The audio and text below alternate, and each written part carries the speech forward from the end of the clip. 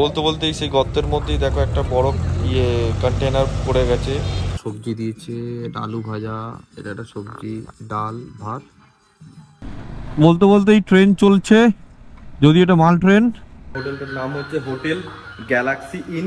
তো হোটেলের ভেতরটা দেখতে পাচ্ছ কত সুন্দর। চল তোমাদের আমার রুমটা দেখাচ্ছি। Room number 204। So good morning বন্ধুরা। অ্যাকচুয়ালি আজকে একদম সেই লেভেলের ধাক্কা খেলাম। ঘটনাটা হলো, ভোরবেলা উঠে দেখি আমার যে মেমোরি কার্ডগুলো কোথায় রেখেছি মনে পড়ছে না। ক্যামেরাগুলো মেমোরি কার্ড থেকে খুলে চার্জ দিয়েছিলাম, তো মেমোরি কার্ডটা খুঁজে পেতে পেতে পেতে পেতে আমার সময় হয়ে গেল প্রায় 7টা। তো এখন ঘড়ির কাঁটা 7টা 1, আর আমি এখন বেরোলাম বাড়ির থেকে। আজকে গন্তব্যস্থল তোমরা আমার ক্যাপশন থেকে বুঝেই গেছো, গন্তব্যস্থল হতে চলেছে শিলিগুড়ি।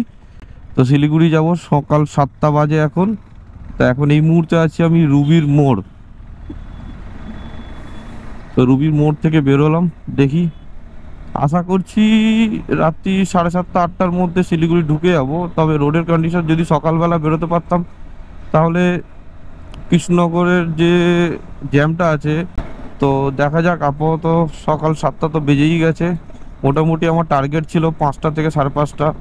তো 1.5 ঘন্টা লেট চলছি। তো এই 1.5 ঘন্টা লেটটা কিভাবে রিকভার করব এখন ভাবছি। তবে বন্ধুরা, সকালটা যেমনই শুরু হোক না কেন, ভোরবেলায় এই বাইকের মানে বাইক চালিয়ে যে এক্সপিরিয়েন্স পাওয়া যায় আর যা মজা লাগে, সেটা কিন্তু একদম আলাদা। দিনটা শুরু হলো অনেকটা দেরিতে ঠিকই, কিন্তু ভোরের মানে সেই ঠান্ডার আমেজ কিন্তু এখনো কাটেনি। যদিও বা রোদ্দুর অনেকটা উঠে গেছে, কিন্তু আমেজ একদমই কাটেনি। আর এই প্রথমবার কিন্তু আমি প্যানিয়ার্স নিয়ে রাইড করছি। এর আগে স্যাডেল ব্যাগ ছিল আমার কাছে, তো এখনো আছে রাইনক্সের স্যাডেল ব্যাগ। তো এই মুহূর্তে আমি প্যানিয়ার্স নিয়ে রাইড করছি। তো প্যানিয়ার্স নিয়ে বাইকের যে অবস্থানটা, মানে কি বলবো, মানে একটা গাম্বার টাইপের, মানে সেই জাহাজের মতো একটা যাচ্ছে রোডের উপর দিয়ে, যেন মনে হয় আমি একদম সেই মানে ইন্টারন্যাশনাল রাইড করছি।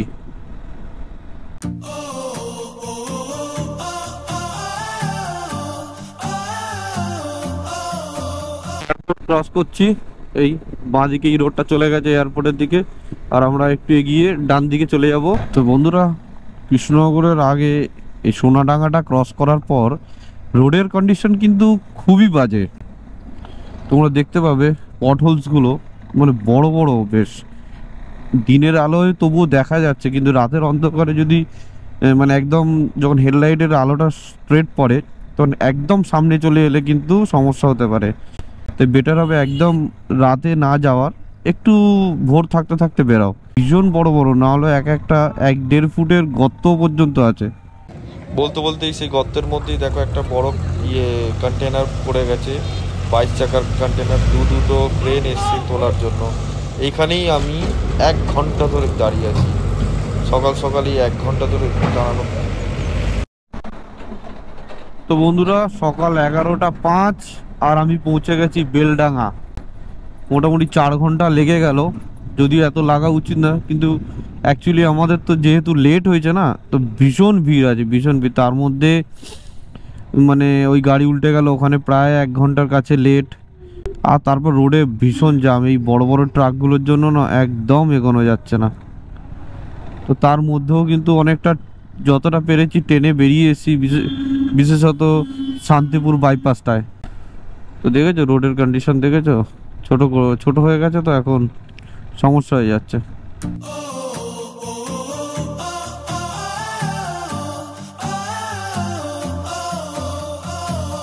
আমাদের জার্নির 3 নম্বর টোল প্লাজা চলে এলো।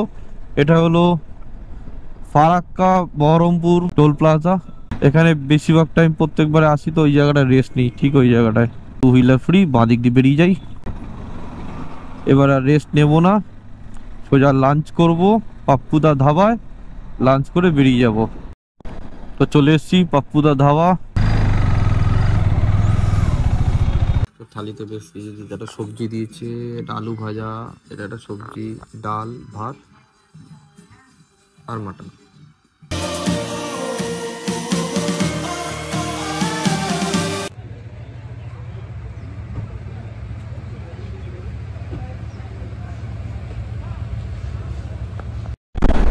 তো বন্ধুরা, ফারাক্কা রায়গঞ্জ টোল প্লাজা, মানে এটা অ্যাকচুয়ালি পড়ছে গাজলে। তো ঘড়িতে সময় হয়েছে ঠিক 3:58, আর আমি গাজল টোল প্লাজা কিন্তু এসে পৌঁছে গেছি। অলরেডি কুয়াশা পড়া কিন্তু শুরু হয়ে গেছে।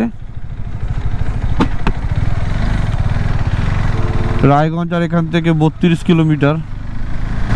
রায়গঞ্জে গিয়েই একটা ভালো দেখে স্টে নিয়ে নেবো, আজকের রাতটা ওখানেই কাটাবো। যেহেতু অনেকটা লেট হয়ে গেছি, তো ডিসাইড করলাম যে আজকে আর যাবো না শিলিগুড়ি, কারণ সেই শিলিগুড়ি থেকে গ্যাংটকে ওঠার ব্যাপার আছে।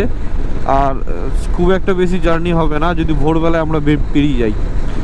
তো যেরম দেখে মনে হচ্ছে কিন্তু ইসলামপুর বাইপাসে কিন্তু ফগ হবে, দেখতে পাচ্ছ এই সাইডটা, তো বেশ ভালোই ফগ হবে। তো ওই ফগটাকে অ্যাভয়েড করার জন্য এবং রাতের কোনো রকমভাবে বেশি মানে ঝুঁকি না নিয়ে, তাই ভাবলাম যে সকালবেলায় বেরোবো। তো সেই জন্যই আজকে আপাতত রায়গঞ্জে স্টে করে নেব।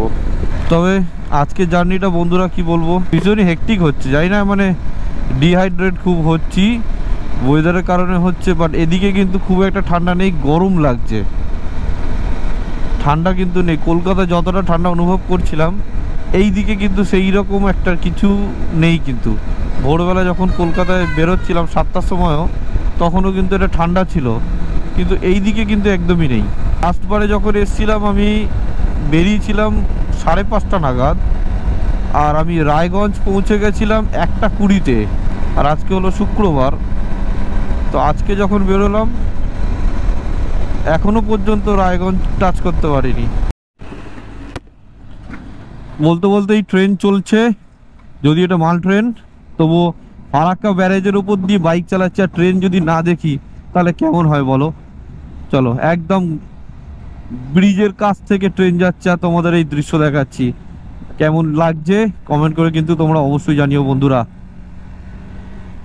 দারুণ লাগছে, দারুণ। এটা পাবলিক ট্রেন হলে আরো ভালো হতো।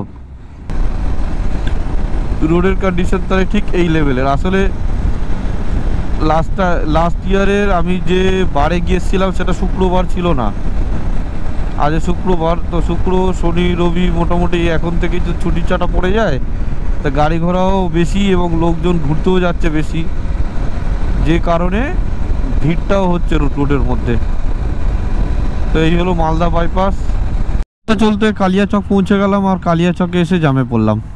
দেখো, তাও একটু খালি আছে, মানে খুব বেশি জাম বলবো না, আবার খুব খারাপও বলবো না, একদম দুপুর টাইমটা বলেই একটু খালি আছে। তা নাহলে এখানে অটো, ভ্যান আর এই টোটোর দৌরাত্রিতে অবস্থা খারাপ হয়ে যেত। দৃশ্যটা একবার দেখো বন্ধুরা, পুরো হলুদ আর হলুদ, মানে একদম হালকা হলুদ হালকা সবুজ সব মিলেমিশে আছে। এইটাই তো দেখার জন্য আসতে হয় না এই গ্রামের দিকে, এটাই তো দেখতে ইচ্ছে করে। কলকাতা শহরে আর কোথায় এইসব জিনিস দেখতে পাবো। দেখো জায়গাটা দেখো,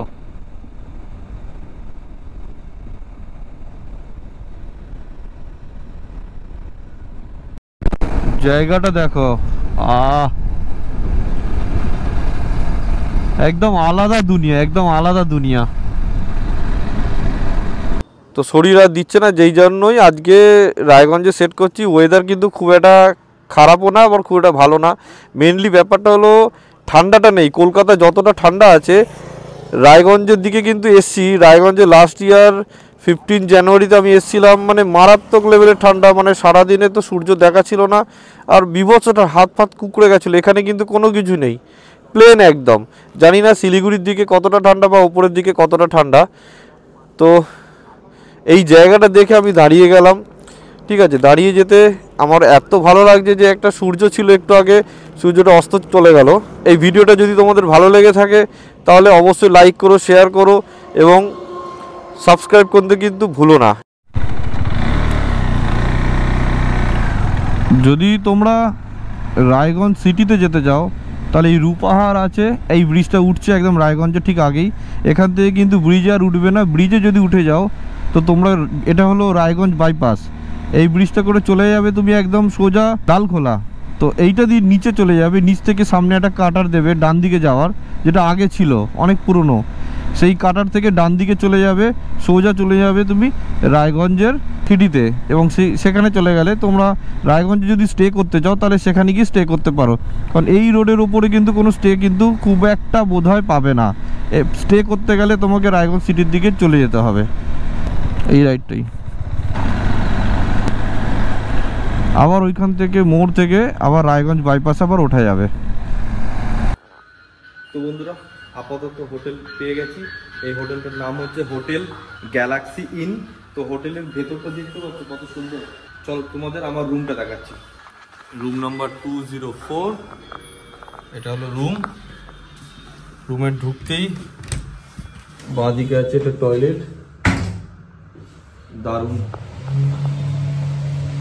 এটা আছে এক্সস্ট দেওয়া আছে, টাওয়েল দেওয়া আছে, খুব সুন্দর টয়লেট। বেসিনটাও বেশ সুন্দর, ঠিক আছে। কত কটা সুইচ আছে, ইন্টারকম দেওয়া আছে, টিভি দিয়ে দিয়েছে, টি কফি দিয়েছে। বাহ, এটা খুব ভালো। রুমটা কিন্তু বলবো না খুব বেশি বড়, আবার খুব ছোটও নয়, ঠিক আছে। এদিকে কার্টেন্স, এই কার্টেন্সটা তুললে একটা উইন্ডো আছে, একদম বাইরে দেখা যাবে। বাইরে খাবার দোকান প্রচুর আছে, একদম স্টেশন লাগোয়া। জাস্ট স্টেশনে নামলেই একদম স্টেশনের সামনেই আছে হোটেল গ্যালাক্সি ইন। চলো আমি তোমাদের এটা দেখিয়ে দিচ্ছি। কাভারটা দেখো, খুব সুন্দর কাভার দেওয়া আছে, হ্যাঙ্গারও দেওয়া আছে। অনেক বড় কিন্তু আয়না দেওয়া আছে একটা, দেখতে পাচ্ছ? অনেক বড় আয়না দেওয়া আছে।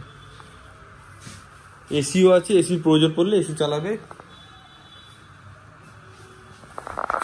এই রুমের ভাড়া হচ্ছে 1500 টাকা, মাত্র 1500 টাকায় এত কিছু ফেসিলিটিও দিচ্ছে, প্লাস খুব ভালোভাবে রাখছে। হোটেলের ফোন নাম্বারটা ডেসক্রিপশনে দেওয়া রইলো, কখনো এলে এই নাম্বারে কল করে চলে আসবেন, ডাইরেক্ট বুকিং পেয়ে যাবেন।